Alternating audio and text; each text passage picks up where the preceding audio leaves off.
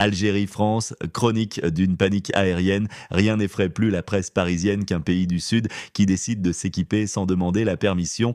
Un matin de grande inquiétude journalistique, le Parisien s'est réveillé, le front perlé de sueur, une arme très puissante à 140 millions de dollars. Et si l'Algérie se dotait de chasseurs russes Su-57, le frisson. On devine déjà le rédacteur tremblant, la main sur la souris, l'œil rivé sur Flight Radar pour vérifier si les avions ne sont pas déjà en train de décoller d'Oran direction Versailles. L'Algérie n'achètera jamais de Rafale.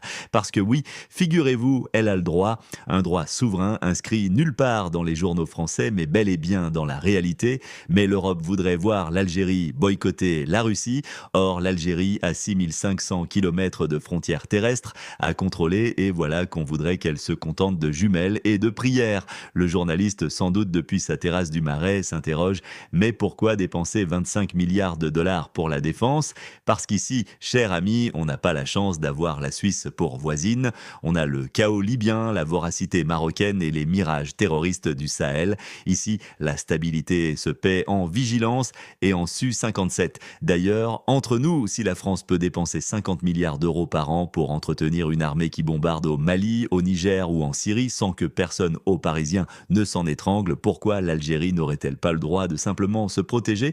Mais ne soyons pas injustes. Il faut reconnaître au journal français un talent particulier, celui de s'inquiéter à la carte. Quand la France vend des armes à l'Arabie Saoudite, tout va bien. On appelle cela coopération stratégique. Quand l'Algérie achète un avion pour surveiller ses frontières, cela devient presque une escalade inquiétante. C'est la magie de la grammaire diplomatique made in Paris. Nos bombes apportent la paix, leurs missiles annoncent la guerre. Et puis, rappelons-le, l'armée algérienne, depuis son indépendance, n'a jamais bombardé un seul village africain, pas un.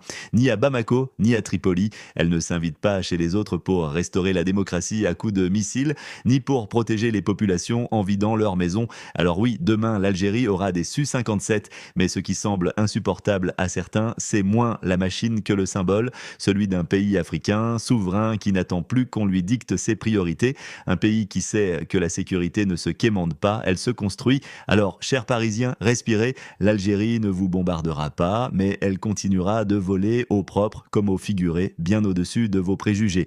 Par Ismail Zanoun.